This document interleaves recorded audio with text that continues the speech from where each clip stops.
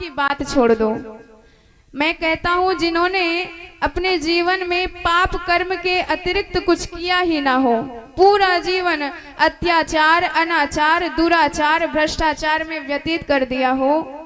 और ऐसा व्यक्ति यदि मर जाए और मरने के बाद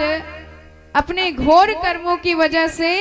नरक यातना को प्राप्त हो, भयंकर प्रेत योनि को प्राप्त हो, पर यदि वह प्रेत भी सप्ताह भगवान की दिव्य कथा का रसपान कर ले तो वह भी परम पावन पुनीत हो जाता है। ये मानवा पाप कृतस्तु सर्वदा सदा दुराचार रता विमार्गगाः क्रोधा